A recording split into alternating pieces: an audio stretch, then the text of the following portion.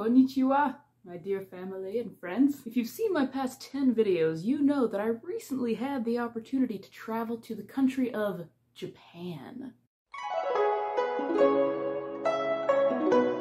I was there for 10 days and I wanted to share some of the reasons I love Japan. On the day I left for Japan, I was nervous because I've visited other countries before, but this is the first time I was going to a country where I didn't speak the language. I was worried I wasn't going to be able to communicate, but I think Heavenly Father heard my worrying because he sent a lady to my terminal who only spoke Spanish, and the flight attendant who was pushing her wheelchair only spoke English. And I heard her say in Spanish to the flight attendant, "I just had knee surgery, can I pre-board?" And so I walked over there and I helped explain the situation to the flight attendant, who was very grateful. And after that little encounter, I was like, you know what?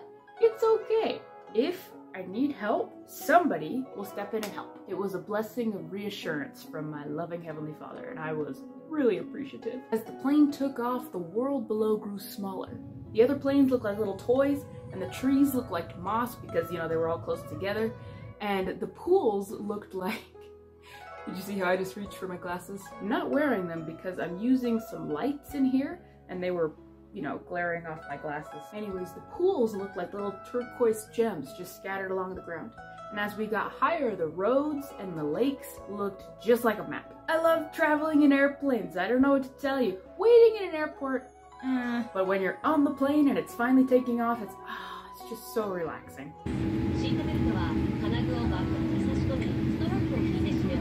The plane climbed to 40,000 feet and it was traveling at like 500 miles an hour or faster. And we were 7.5 miles up in the air. And the temperature outside the airplane was 112 degrees below zero. It was frizzy cold.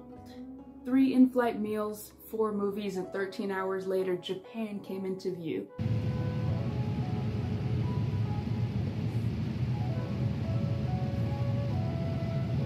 There were tiny little sailboats in the ocean, and there was even a rainbow. It's as if Japan was saying, "Welcome to Japan." The first thing I noticed upon entering the country was how quiet everything was. I mean, TSA and customs were super quick, so I went to go get my baggage, and everybody was at the bag claim just quietly, peacefully.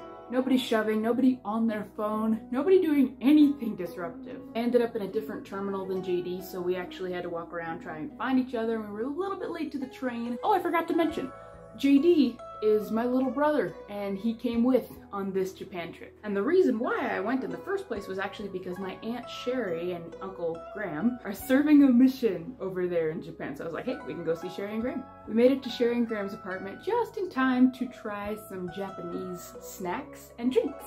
My favorite drink was this thing called Milo water. It was pretty good. Our first full day in Japan, the first thing we did in the morning was a family connection call. It really demonstrated to me the time difference because normally our family, you know, extended family, aunts and uncles and grandma and grandpa, connection call is at 5 in the evening on Sunday. But in Japan, it was at 8 in the morning on Monday. But it was really good to see family. And then Sherry acted as our guide and walked us down to the train station. We saw a poster down there with a cartoon rabbit on it, and she explained that the rabbit was telling you not to break your carrot. In other words, don't rush onto the train. And throughout the whole entire time we were in Japan, 10 days, I never saw one person rush to get on a train. That's not true. There was exactly one man who rushed to get onto the train. I don't know if he was Japanese though. Anyway, that's one thing I love about Japan is how mindful everybody is of each other and how their actions affect others. And it's very community-based.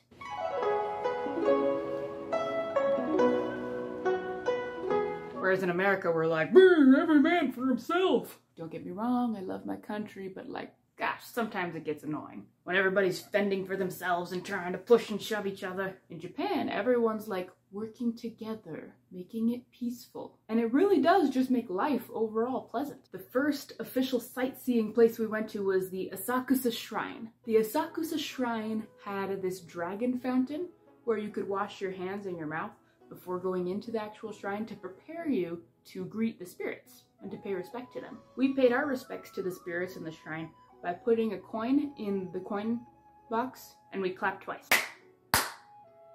And then we bow. It was really cool. It was very ornate. The ceilings were painted, and there was gold leafing on the paintings as well. There was a whole bunch of buildings. The word is escaping me right now, but the buildings with the really, really tall roofs, that's the kind of buildings that there were. Sherry bought us this melon pan, which was like basically pan dulce with ice cream in it, but melon flavored. It was really good. There was a lot of people there just going around and, you know, enjoying the shrine and paying respects to the spirits. There was a bunch of shops too, but we'll get to that later. Sherry took us to the Nezu Shrine. Shrine.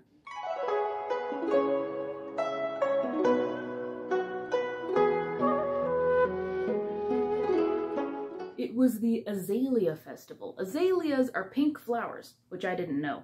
I learned a lot about flowers while I was in Japan, and the sheer amount of beautiful pink flowers that there was breathtaking. I saw some people walking around in traditional kimonos with traditional Japanese folding paper umbrella things.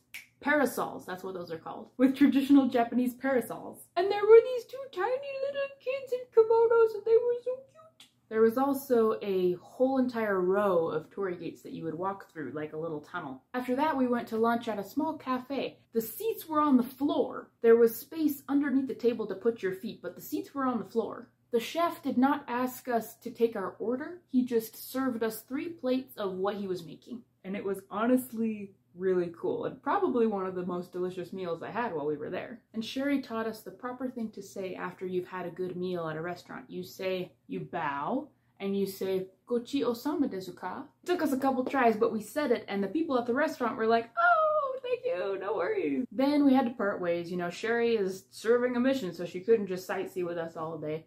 And so she went to go serve the Lord, and we went to go continue sightseeing. Instead of taking the train, we decided to walk the like 5 miles or so back to the Airbnb. And on the way, we noticed just tons of tiny gardens and beautiful like flowers and potted plants in front of every residence. We also passed by the Art Museum and the National Museum of Tokyo. We ran into an art student from Czech, I think she said. Anyway, her specialization at art school in Japan was glass blowing. I'm like, I wish I could have gone to college for glass blowing. I had to pick something practical. Communications, I want to make glass art. Moving on, there was also an elderly man who stopped us and he was like, "Hey, you're American?" And we were like, "Yeah." And he was like, "Oh," and he said the name of a baseball player. I don't remember what the name was, but he said the name of a baseball player that was American. We were like, "Oh, we don't know a lot about baseball." And he's like, "Oh," he didn't say it in English, but I could tell that he was kind of saying, "Oh, I'm a big fan of baseball." As we were walking around the streets of Tokyo, I noticed there was little kids everywhere. They were like playing in a volleyball court. They were walking themselves to or from school, probably from school. It was afternoon by this point. They were in groups, laughing and talking and just existing. I was like, this is so great. I feel like in America, the kids just stay inside. At least where I live. I don't know about where you live. You got a big country. But where I live, personally, the streets are like dead silent. There's never anybody outside. Where are the children? At our Airbnb, we hauled our suitcases up 4 flights of stairs before realizing our room was on the 1st floor. Classic. Then we went to go see the Sumida River, where JD decided to have a little playground time. Then we went to the Tokyo Sky Tree, which is a real tall building where you can look down and see Tokyo. So after a day of exploring on street level, we were able to go up, so high, and look down on the whole entire city. Looking at the city from above gave me kind of an idea of how massive it is. And because the sun was setting, we saw all the city lights turning on and glittering down below. Something that I like about humans is we like to romanticize and find the beauty in everything. And people might say, "Oh, it's like a beautiful sea of glittering stars down there." And I'm like, it really is. It's also city lights, you know? I don't know, I'm just not a huge city person. Not a huge fan of cities in general, but Tokyo was very beautiful, street level and from above. We ended the night at a not suspicious bar, and the lady who was behind the counter was really nice, and her English was really good. I was impressed. Don't be suspicious, don't be suspicious. And JD's watch told us that we had walked 25,000 steps on that first day. At this point, I was like, wow, I'm a little sore. I had no idea what was coming.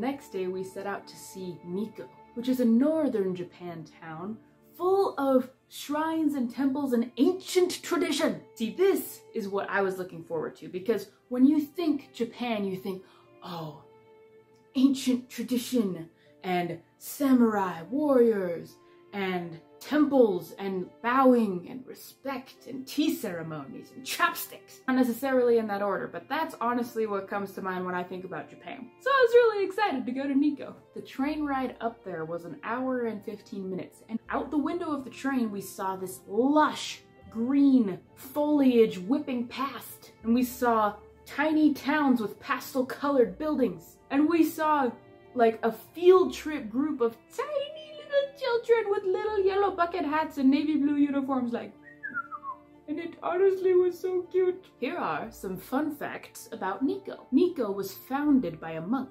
In the 4th century, there was a Shinto shrine there, and in the 8th century, about 766 AD, a monk named Shodo built the temple that still exists today. Later, in the 17th century, a man named Tokugawa Ieyasu established Edo Bakufu, which is military rule. After his death in 1616, his grandson Iemitsu built the Toshogu Shrine to honor him, and built himself a smaller shrine. He also planted 200,000 cedar trees, 12,000 of which are still alive. I don't know how he went from 200,000 to 12,000, that's a lot of cedar. It took him 20 years to plant all those trees, and I'm certain that he had help, but still, that's a lot of trees. Great for the environment. The first place we visited was the treasure house, which held artifacts. We saw statues of the god of wind and the god of thunder. There was like a pestle and a bowl for making tea. There were these massive long scrolls that were like gold leafed and calligraphied and everything. There was this long handled incense burner like you see in Mulan when she like uses it to do the incense. Next, we walked through the prince's garden. The prince had his gardeners model the place after Kyoto, which was his hometown. There was a spot by the water where you could go right up to the water and all the koi would swim up to you. And there was this nice lady from Singapore who offered to take a photo of us. So we said, yeah, of course. And then I was like, can we take a photo of you? And she was like, oh, that's so nice. Something I noticed in that garden and by the other shrine was that the trees, instead of like cutting them down, they let them grow and grow and grow and grow and grow. In America, when tree branches start to like droop, we just kind of lop them off and let the top branches keep growing. But instead of lopping off the branches, they built little crutches to help the branches stay up. And there was this like thousands of year old cherry tree that had so many of these tree crutches. And I was like, they just value the trees that much. They have a lot of respect for nature, which is something that honestly I feel like we could do with more of.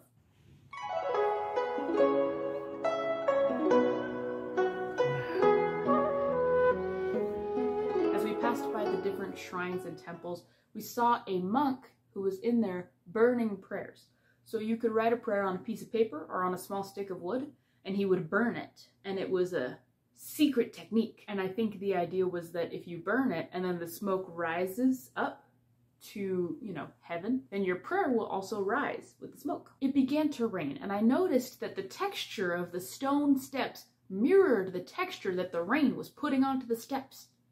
And I realized these steps must have been here for so long that rain literally wore them down to have this ever so slightly bumpy texture, like rain. And then we went up so many steps. My old enemy, stairs. We went up all the steps in order to see the tomb. We also went in a temple that had like a zodiac theme. It had a small shrine for each of the zodiac gods. So I threw in a coin for the ox one, and JD threw in a coin for the dragon one, because those are our zodiac signs. Did I say that right? Zodiac? It's based off of which year you're born. Anyways, after we saw the sleeping cat, which is the grave of the first shogun, which was up all those steps, we came back down and we had lunch. I tried udon noodles, which were very good. We also tried some red bean mochi, which I tried mochi a few times while we were there. Honestly, the red bean flavor was my favorite one. It was so good and so unique, but mostly really, really good. I remember in one of the shrines there were these 10 feet tall Buddha statues, and one of them had lots and lots and lots and lots and lots and lots of arms. And the hands were holding different things.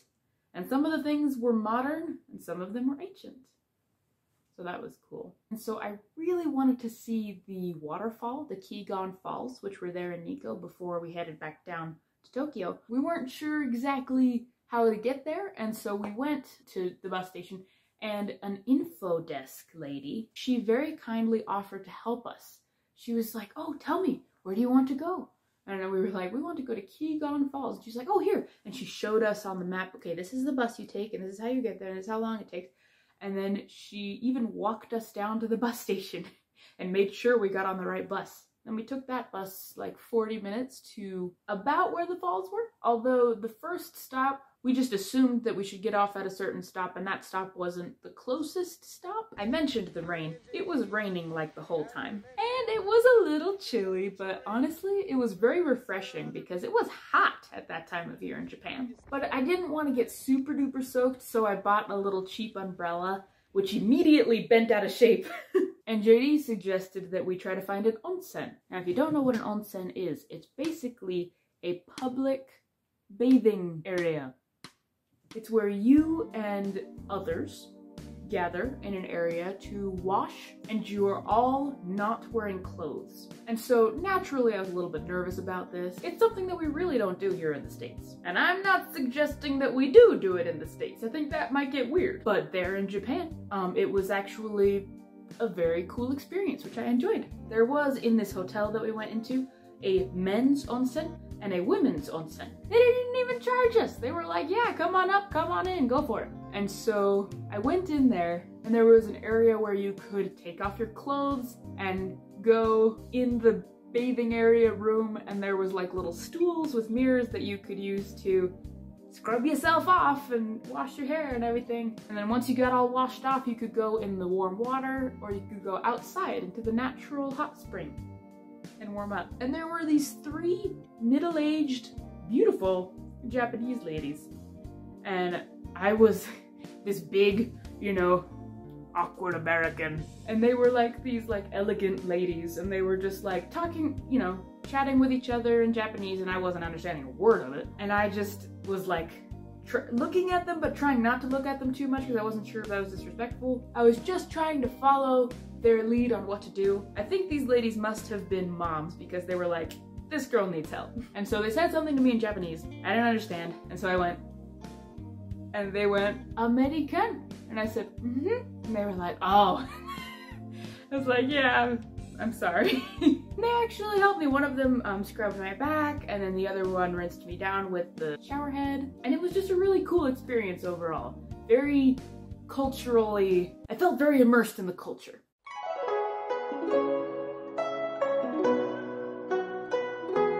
So after warming up in the steamy onsen, we went back outside to the rainy Nikko area. We just put in Google Maps, where is Kigon Falls? And we just walked the whole way. The struggle of finding Kigon Falls and having to walk there in the rain, I think, made the experience of seeing the falls finally that much more exciting. So we were like, oh, there it is! We did it! We made it! Amazing! It goes back to my emotion theory. The harder something is, the more rewarding the reward. We took the train back to Asakusa, where our, Airbnb was.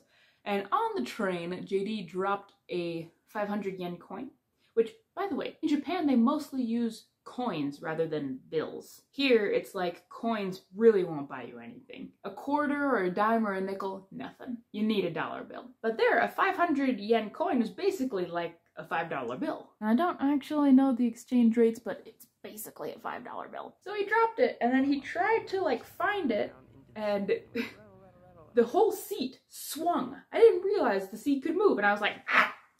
So that was exciting. Anyway, we made it home. We watched about 30 minutes of Totoro before just passing out.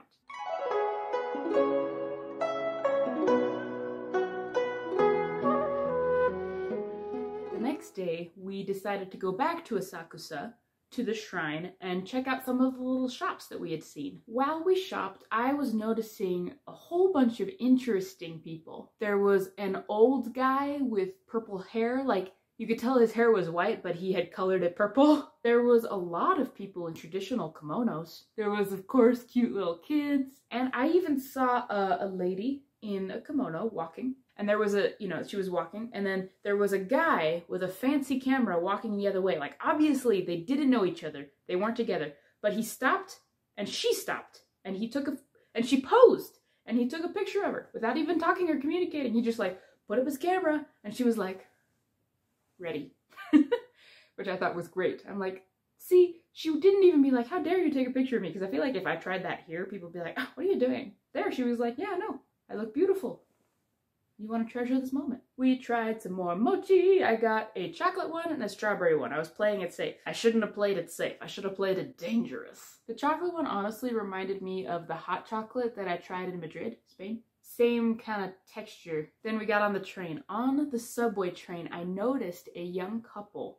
Like, we all know that Japan is famous for producing entertainment that's very romantic. And I just thought, here, they're actually living the dream. Look at them. It was a guy and a girl, and they seemed to be in their teens. I wasn't sure. But he, like, put a pair of headphones on her, and she was, like, listening to the music. And she was holding a little bag, like a gift bag with a teddy bear. It looked like it had recently been bought. And they were just talking, and, like, they were standing so close to each other and looking into each other's eyes. And I was like, look at this. Romance can blossom anywhere, even on a subway train. It was just the cutest thing ever. There was an older woman who got on the subway, and so out of respect, as I had been shown earlier by my Aunt Sherry, I got up to give her my seat. And she was like, sit down, I'm not that old, in English. And I was like, oh, sorry. So I sat back down.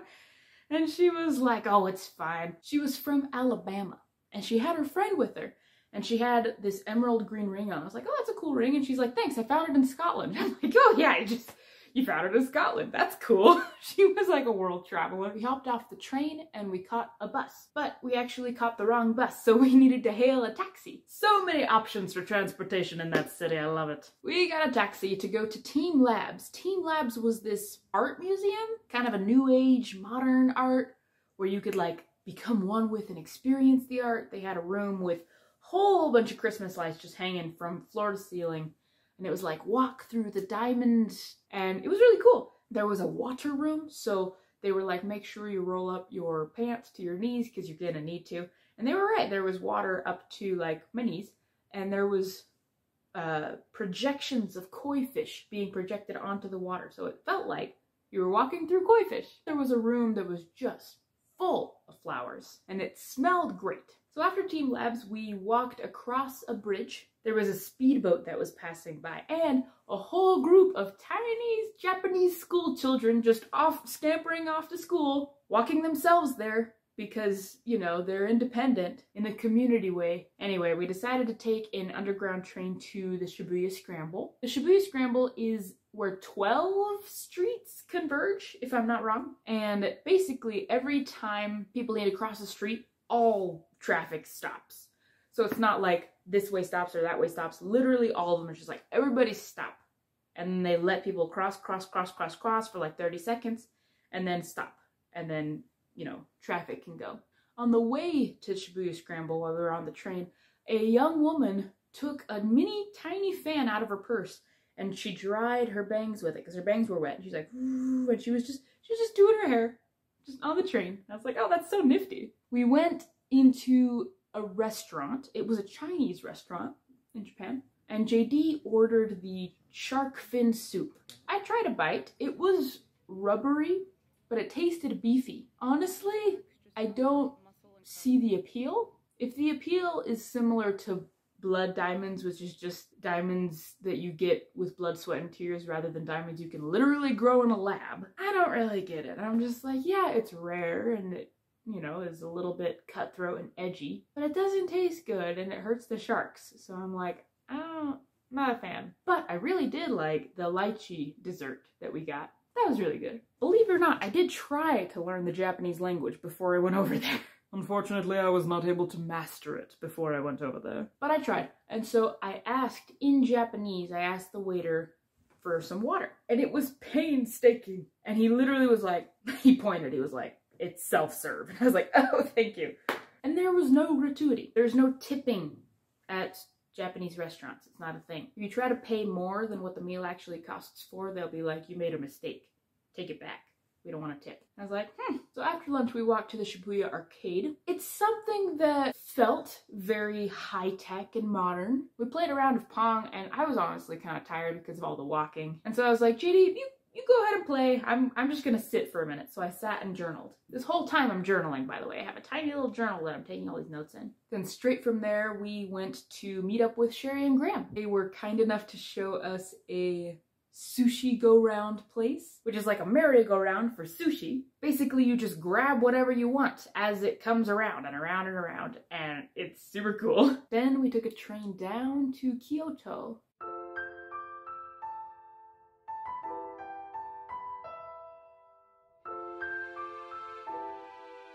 By the time we got there, it was dark, it was night, it was time for bed. And despite the long train ride I had of not having to be on my feet, my ankles had swollen literally to the size of baseballs. I don't remember a time when they've ever swollen to that size, and I was like a little bit concerned. And also I was feeling sick, probably just from overexertion. Another thing I said I was gonna do before I went to Japan is walk a lot to like prepare for how much walking. I could have done better, I could have prepared better. Anyway, the following day was our first day in Kyoto. Kyoto is actually the original Tokyo. Back before electricity was a thing, Kyoto was the hubbub of Japan. And then when it started getting a little bit more modern, they were like, oh, we want to still preserve the traditions and the ancient, beautiful buildings and everything. So they were like, let's just move all that modern stuff to Tokyo. Let's keep Kyoto the way that it is. The Imperial Palace used to be there, for crying out loud. That was the king's spot.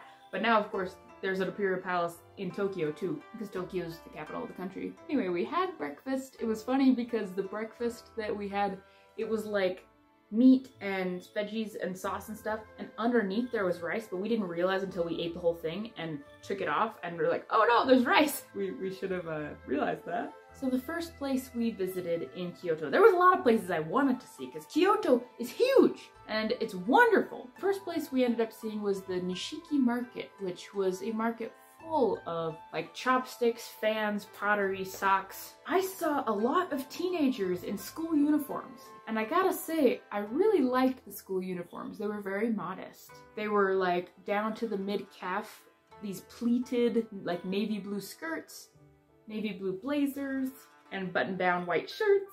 And overall the look was just very professional.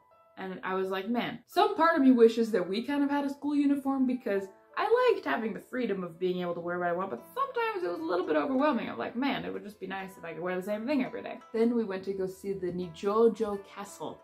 We're talking a real, actual ninja castle. You know ninjas? You know, in entertainment, ninjas are like, oh, they're so cool.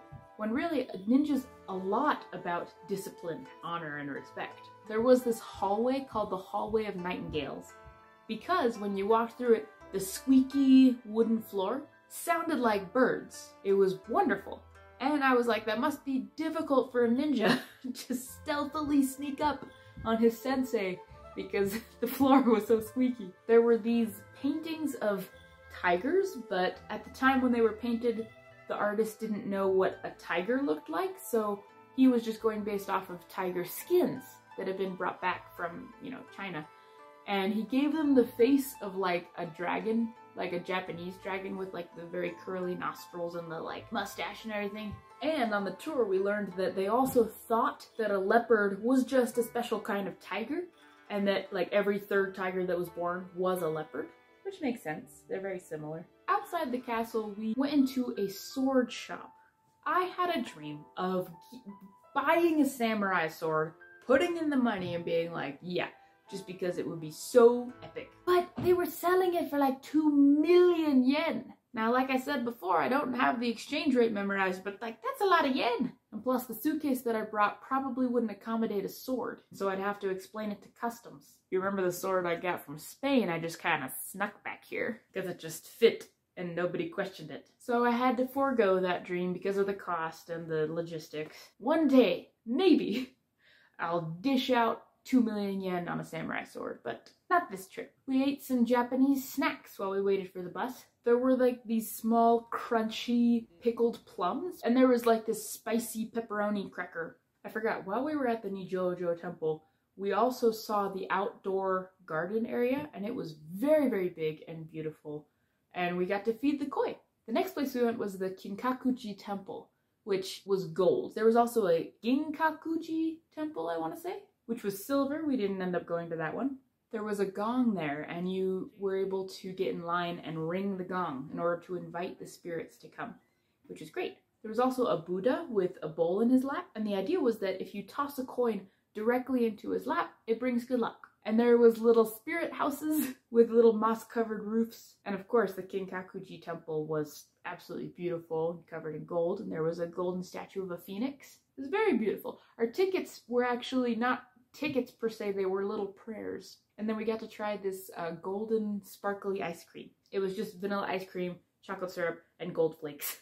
It felt very fancy indeed. After that, we went to go visit the Kiyomizudera temple in Gojozaka. Sherry had told us about this one, so I was really excited to go because there were 3 fountains there, and you could choose which fountain you wanted to drink out of. One of the fountains was for love, one of them was for fortune, and one of them was for longevity. So do you want romance, do you want to be rich, or do you want to live forever, basically? But unfortunately, we got there at sunset, and so the fountain itself was closed. But we still got to walk around and see all the beautiful things. And wow, the view from up there in that little shrine was breathtaking. You could see all of Kyoto, and so much lush, beautiful forest. It was absolutely stunning. On our second day in Kyoto, we actually went to go see the Arashiyama bamboo grove. We saw some very strong-looking Japanese men pulling people in little handcarts. Before going all the way to the bamboo grove, we actually happened to stumble upon a piano museum. And so we stopped in there and JD played a little piano. And then we walked through the bamboo groves. It was very beautiful. Very peaceful, and I tried to listen because I heard a rumor somewhere that you can hear bamboo growing because of how fast it grows. After that, we headed back to central Kyoto so we could see the Imperial Palace, and on the train there were 3 tiny little girls sitting right across from us with tiny yellow bucket hats and tiny braids, and they were so cute, and they were just chatting with each other in Japanese. And I hearkened back to the 3 elderly ladies that I had met in the onsen, and I was like, these 3 girls, they're gonna grow old together, they're gonna be best friends forever. I was just having the best time. Before we went to go see the palace, we wanted to try to see Lake Biwa. Lake Biwa is a big lake, like massive. And so we got off at a certain train station and just kind of started wandering blindly towards it. We're like, yeah, it seems to be in this direction. And we accidentally stumbled upon an underground boat racing gambling ring. That was exciting. I was like, are these people gambling? And I'm like, why are they down here watching the boat race instead of up there?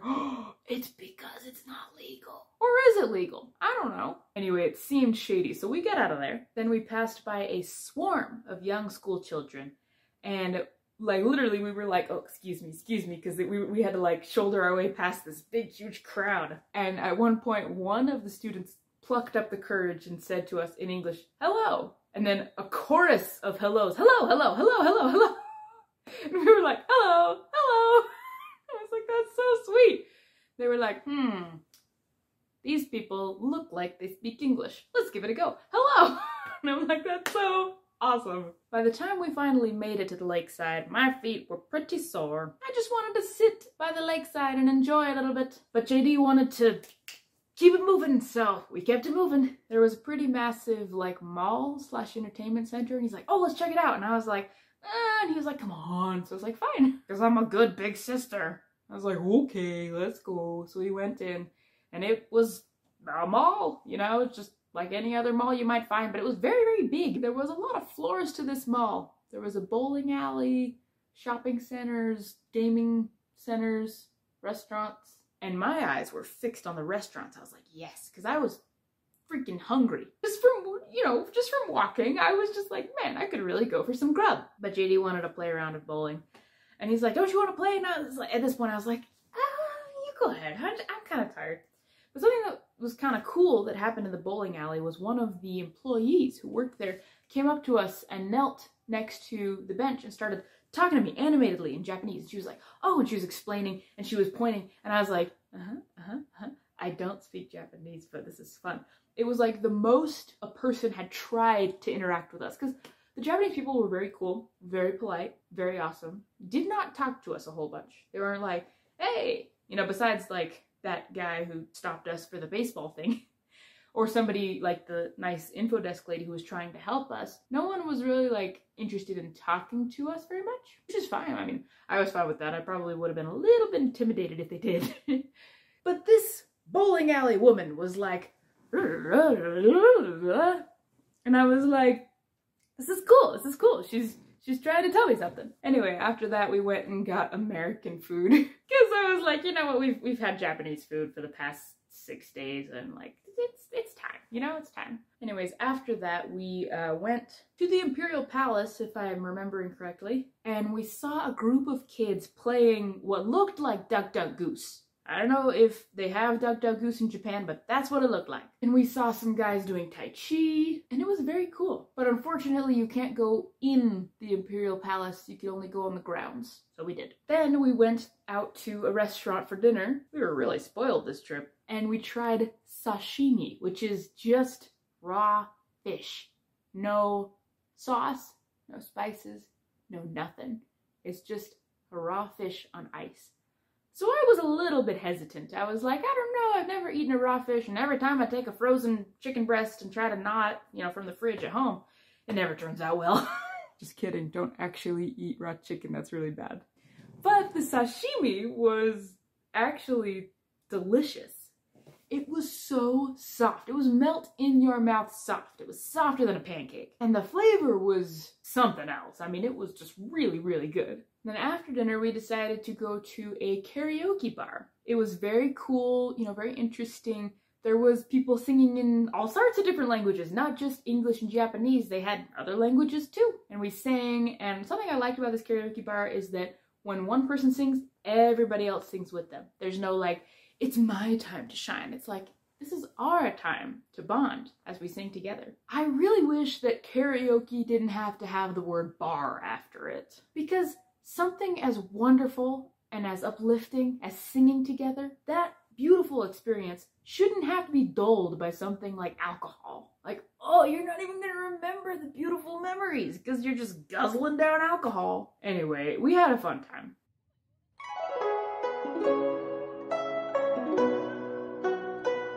The next day, we packed up and headed back up. On the way back up, we wanted to stop by Odawara Castle. Odawara Castle was a samurai and ninja castle, and it was so cool. I used to be a really, really big fan of Teenage Mutant Ninja Turtles. I still like them, they're cool. But I thought it was funny because we just so happened to see a mutant there while we were at Odawara Castle. There was a flower that had a petal that was half pink and half white. We also saw wisteria. This very beautiful flower that hangs down like a bunch of grapes. There was this nice couple that I offered to take a picture of them. I was like, hey, I'll take your picture. And I of course, I didn't say just that. I was like, hey, because, you know, a little bit of charades never hurt anybody. And they were like, oh, thank you, thank you, thank you. But they were saying it in Japanese, of course. And they were like, we can take a picture of you. And we were like, yeah, great, thank you. So they took a picture of us next to some statues of samurais. We also saw 2 monks, like real monks, wearing orange robes with bald heads. I was like, these are real monks. And we saw a couple people dressed up in samurai gear, but they weren't real samurais because, you know, real samurais are not really a thing anymore. So that was super cool. I will say the train station at Odawara was massive. Like, you had to go down 2 or 3 flights of stairs to get down to street level. And luckily we were able to leave our luggage in these convenient coin lockers. Then we wanted to go see this large Buddha statue in Kamakura, but we sort of missed Kamakura. There was a mix-up with the trains. Well, there wasn't a mix-up with the trains. The trains were perfect. We were imperfect. And we got lost. And so we just Googled in Google Maps Buddha Temple, and there's a lot of those. So we went to a Buddha temple. It just wasn't the one that we were thinking of, but it was still very beautiful and peaceful. And then we stopped by a little French-themed cafe. A lot of food from from a lot of different places in Japan. This cafe was selling their own homemade marmalade, orange marmalade, and it was very neat. I ordered like a shrimp, mushroom, mac and cheese. It was pretty good. The train station there was like the tiniest, most rural train station. Like, you know, there was beautiful patches of moss growing between the train tracks, and we actually walked on the train tracks instead of like up and around and down and whatever. It was a stark contrast to the giant train station we had just come from. Oh, I forgot to mention, the reason why the train station was so giant is because we got to ride on the Shinkansen.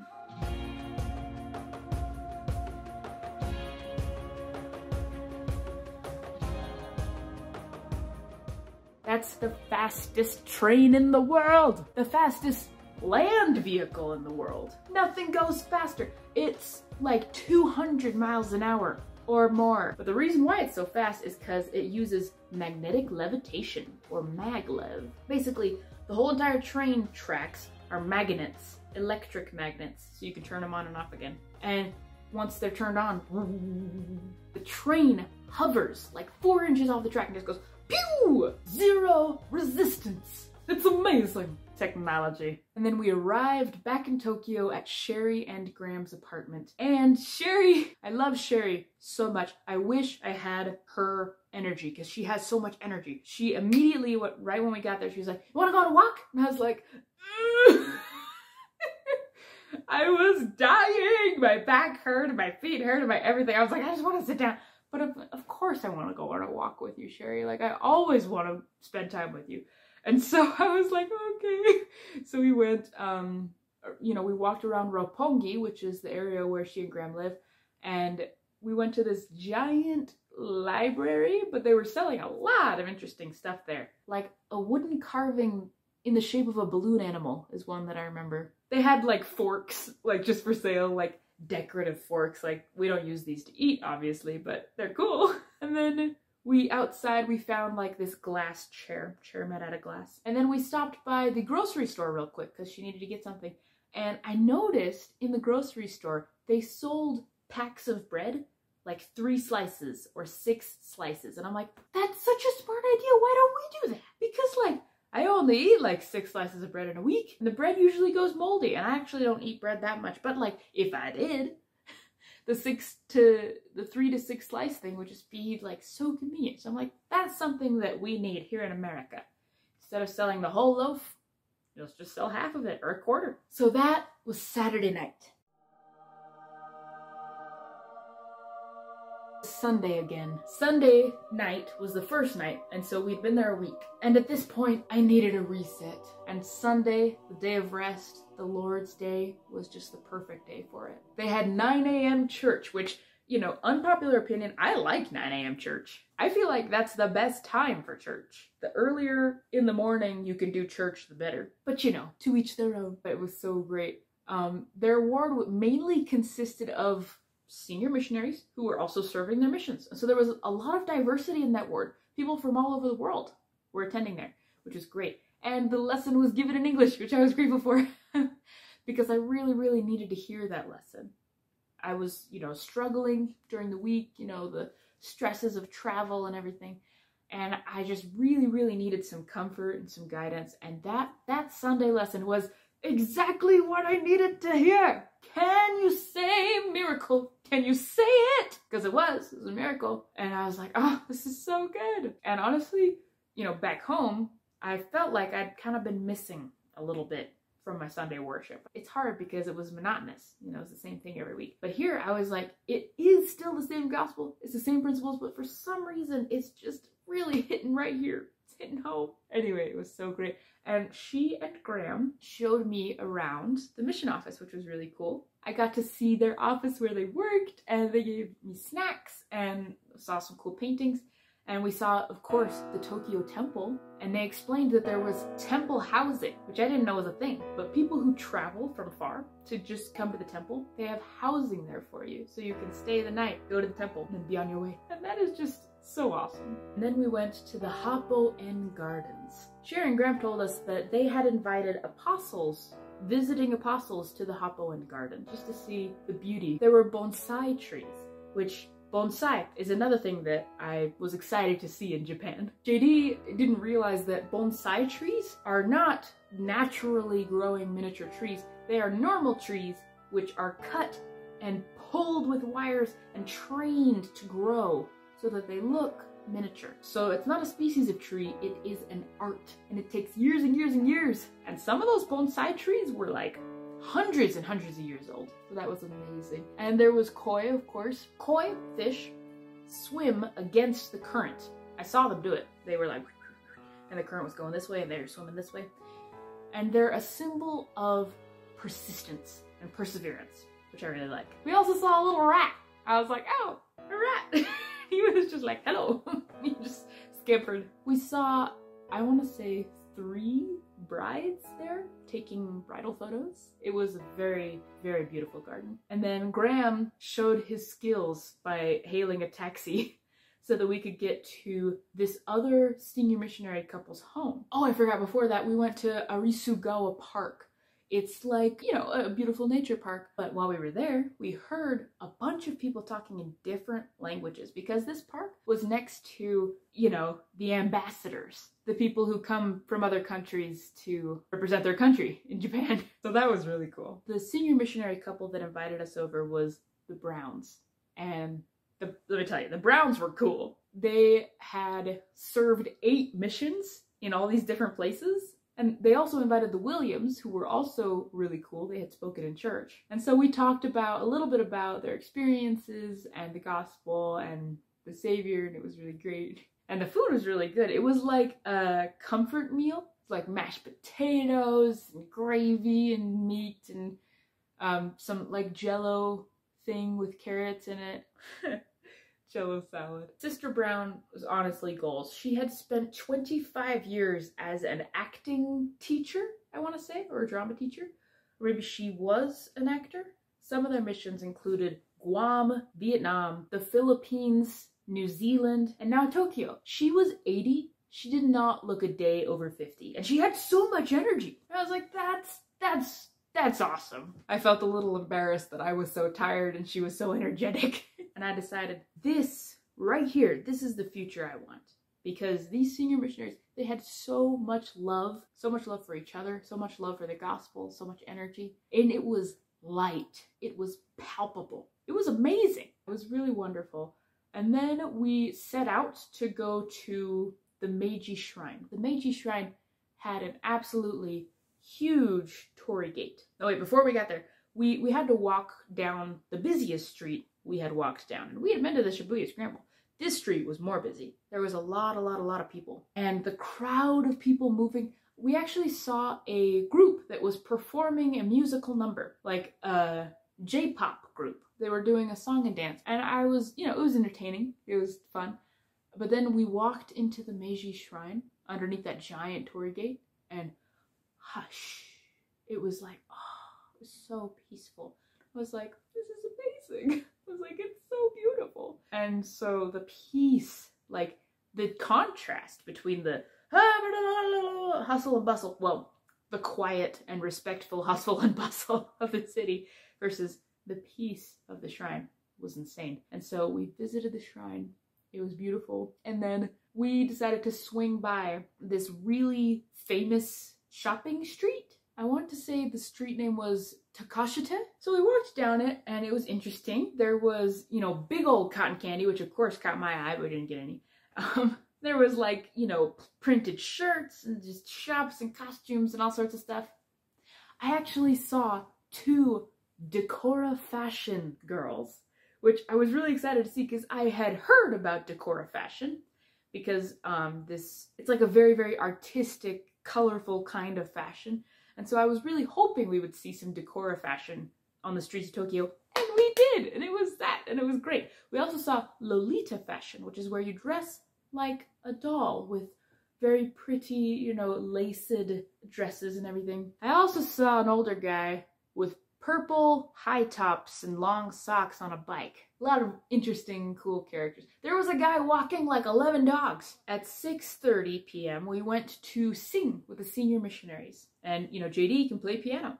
And so he played accompaniment. One of the sister missionaries commented how wonderful it was to sing together. And I was like, it really is. And one of the senior missionaries actually pulled out a recorder and played accompaniment with the piano, which was really cool. When we got back to the apartment, we heard some protesters outside, which was interesting because normally the streets were so quiet, like day and night. It was just peaceful, peaceful, peaceful streets. But we heard protesters and I was like, oh, well, there's some protesting.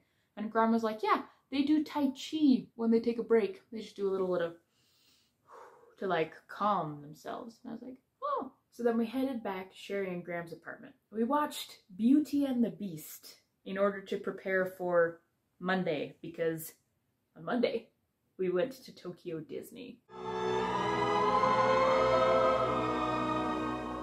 So, Tokyo Disney. Frankly, I don't remember Disneyland here in the States at all. I feel like maybe I've gone, maybe, like when I was really little, but I don't remember anything about it. But I know Disney movies. Oh, I remember those. I remember watching those, the stories and the characters and the songs, especially. Tokyo Disney, we kind of set aside a whole entire day for it. It wasn't very expensive. The ticket was like 50 bucks, which compared to Disney here is like very affordable. And so we went. I won't go into too much detail. If you want to see more detail, you can check out the vlog. But one thing I will say is I really, really liked the It's a Small World After All ride, because it really emotionally hit me. I was like, it is a small world, and we are all brothers and sisters. We are all children of Heavenly Father, and we're all on this earth together, and it is a small world. The love that we share. Anyway, it's good. It's a good message, and it's really timeless. And I really liked the animatronics. Sometimes animatronics can be creepy, but somehow these animatronics were lovely and enjoyable. There was Snow White's grotto, a wishing well, and so I sang ha ha ha ha ha, you know, in the like Snow White does in the movie. She goes ha ha ha ha ha ha ha ha, and so I sang into the well. And we went to Cinderella's castle and we saw the Main Street Electrical Parade, and it was great. It was very fun. So we came home and we slept, and finally the last day in Tokyo. Finally, on the last day in Tokyo, we went to Sunshine City, which is a mall. One thing that I wanted to do while I was in Japan was go to the Studio Ghibli Museum, but I didn't realize how far in advance you needed to book your tickets, and I missed the deadline. But there was a Studio Ghibli store, which we got to go to, which was really nice. I really enjoy Studio Ghibli movies.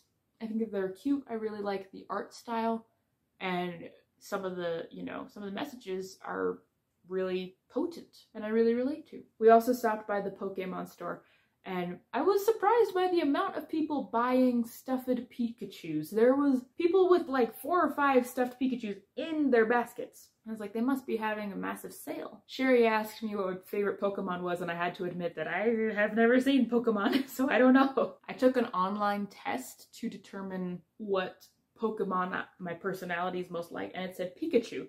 And I was like, Pikachu is like the most common one, right? Maybe I should take the test again. So I did, and I was still Pikachu. So I was like, well, I guess that's who I am in the Pokemon universe. We stopped at a Thai restaurant for lunch with Sherry, and we got this curry-flavored noodles. It was very good. And then it was time to go to the airport. And so we walked, to the train, and then we parted ways on the train because we had to leave from different terminals. Something that was kind of cool about the plane flight back was I traveled back in time. Woo! It only took 10 hours, but I went back in time by 2 hours. Or I guess it took 13 hours. I don't know. But the cool thing about traveling back in time, the way that the sun goes, it was like this, and the way the plane was going like this, it was like, woo! Is that it was sunrise or sunset. It was dusk for hours and hours and hours, and it was crazy. I was like, Aurora Borealis, who? It was great. I thoroughly enjoyed that plane ride. So there you have it. That was the Japan trip.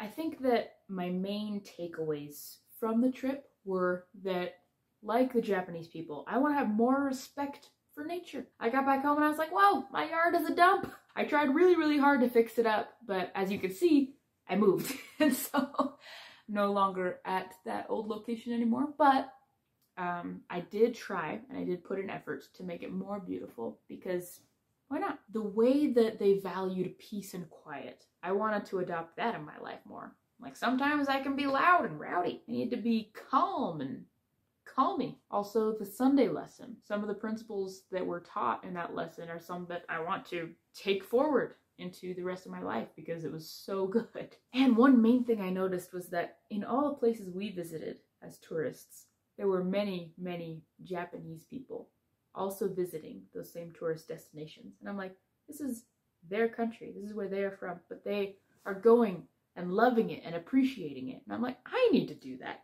I need to get out there and see my own country and love it and appreciate it and take pictures of it. And so as soon as I got home, I went to the, city hall, and I went to the lady at the desk and I was like, I need all the information.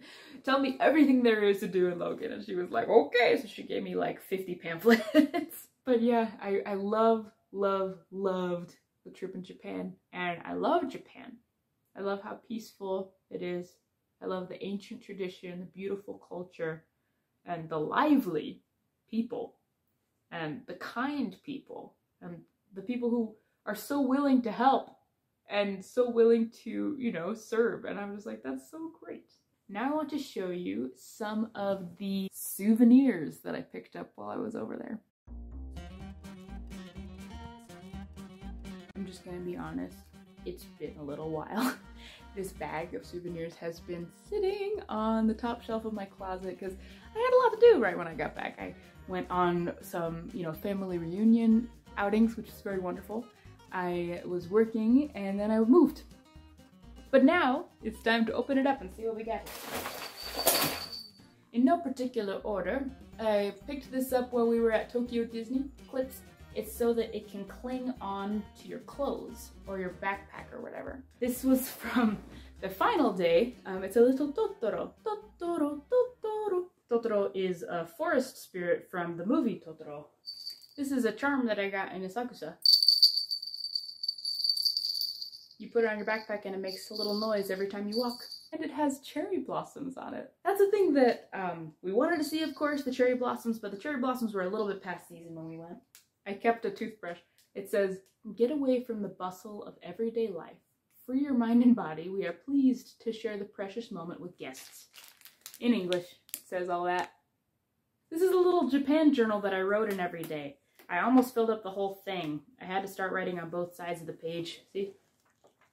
I just writing my thoughts because I was like, if I don't write down every second, I'm going to forget it, and I don't want to forget anything. This is a ninja star and a little sword, little samurai sword in a sheath keychain that I got from the Odawara Castle. This was a little keychain I got from the Pokemon store. These are some chopsticks that I got when we went to the Nishiki market. Very cool. Don't know if I'll ever eat with them. I do own normal chopsticks. Normal. I should say undecorated chopsticks that I do eat with. This was from Tokyo Disney. We got some mochi. They had the mochi dyed green to look like the little aliens from Toy Story. And they had a chocolate, vanilla, and strawberry flavor, which I thought was very clever. This cool, like, triangular shaped tiny package of mixed nuts. And it says on there, mixed nuts. You can see that. And it actually also has it in Japanese, which you can see here. It also says mixed nuts. Here's some Japanese candies. There's several complimentary earphones that we got on various tours. Here is a tiny lucky cat that I got in Asakusa. The lucky cat with the paw that goes like this. They were all big for some reason.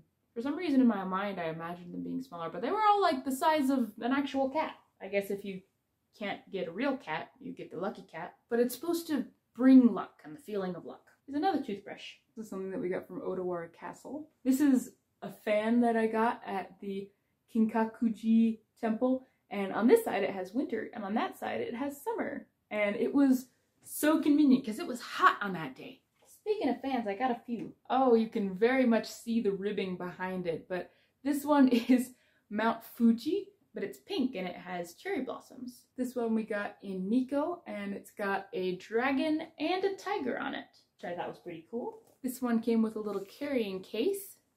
It is also Mount Fuji, if I'm not mistaken. Yeah, and it's hand-painted, which is very nice. And finally, The Wave by Hokusai.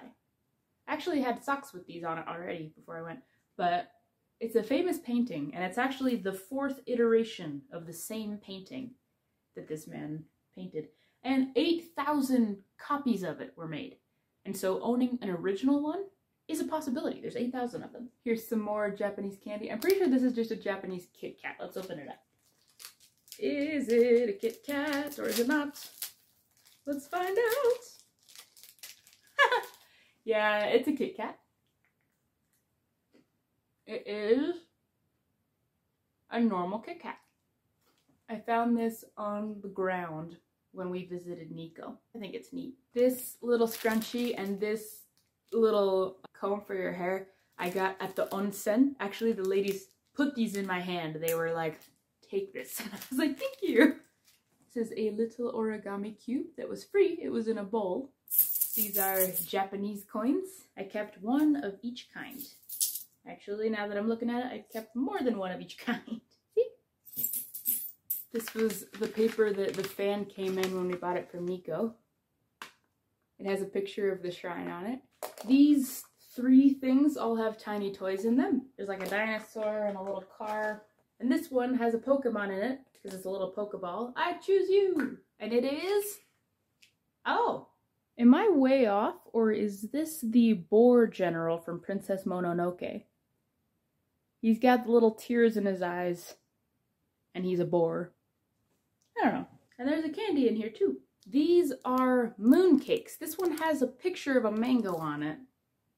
Let's taste it. It has been a couple months, so it might not be good anymore. We'll see.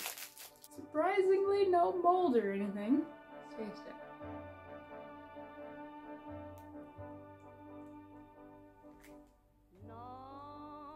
Okay, whoa. Why is that, like, actually delicious? What?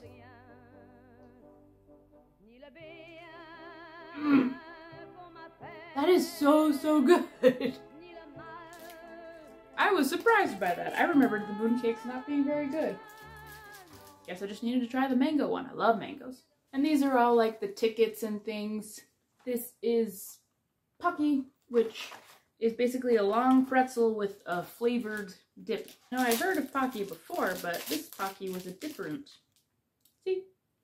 It is a pretzel and it's got a grape flavored coating. It's good. Here is a 5,000 yen and a 1,000 yen. It's got the picture of the emperor and some more beautiful tickets of all the places we went to. Here's some more tickets. This was the one that I mentioned was a prayer rather than just a ticket. It was for this place, Kinkakuji. More tickets. And here's some postcards. This thing is so you can rest your chopsticks on it while you're eating, so your chopsticks don't, like the dirty part of the chopstick doesn't touch the table. But on it is a guy, and we saw a couple posters of this guy. He's going like that. And I did a little bit of research. The artist who made this caricature made it at a time when all art was like just the normal, beautiful, like Japanese art that you see, the line drawings of beautiful women with beautiful kimonos. And beautiful, beautiful, beautiful, beautiful. And he was like, I want something comedic. And I was like, this man understands my soul. Because, yeah, it's wonderful to have beautiful things, but sometimes you need a little bit of comedy. Anyways, I really, really loved my time in Japan. I'm so grateful that I got to go. And I can say with confidence, I love Japan. Ciao for now. Oh, honey, honey.